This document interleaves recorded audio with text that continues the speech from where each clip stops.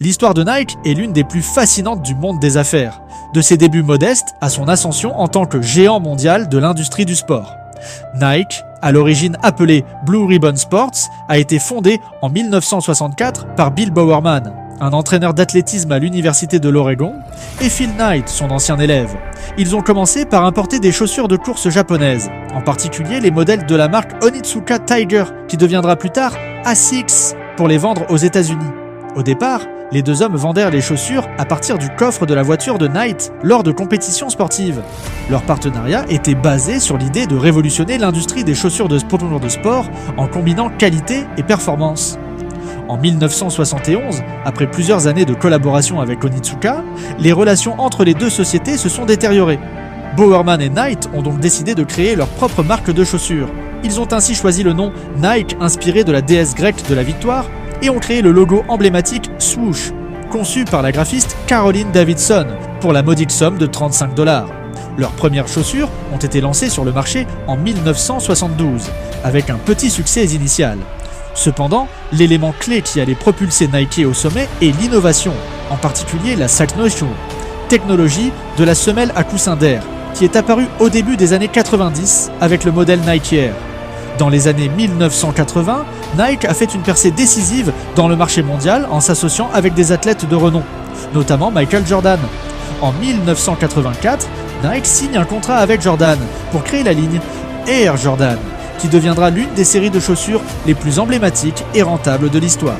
Cela marque le début de la stratégie marketing agressive de Nike, axée sur l'utilisation des athlètes comme icônes de la marque. Cette période a également vu l'expansion de la gamme de produits de Nike au-delà des chaussures de sport pour inclure des vêtements et des équipements sportifs, contribuant à la création d'un véritable empire sportif.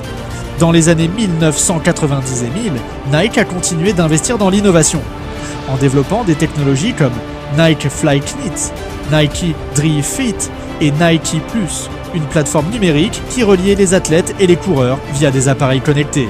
L'entreprise a également élargi sa présence à l'international et a racheté plusieurs autres marques, comme Converse en 2003.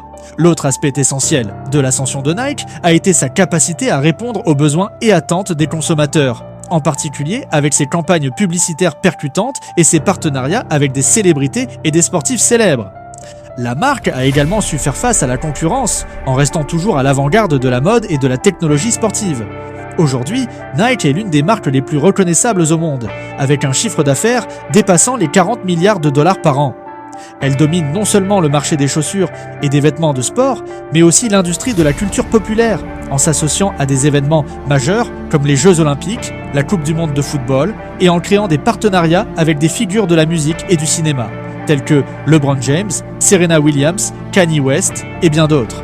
Nike est également devenu un acteur majeur dans l'essor de l'athléisure, un segment du marché qui combine vêtements de sport et mode de vie quotidien et continue d'innover avec des produits axés sur le développement durable et l'inclusivité.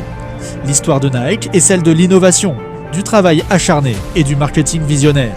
De ses humbles débuts à son statut de géant mondial, l'entreprise a su se réinventer constamment, en s'associant aux meilleurs athlètes, en exploitant la puissance du branding et en s'engageant dans l'innovation technologique. Nike n'est pas seulement une marque de sport, elle incarne un véritable symbole de succès et de victoire.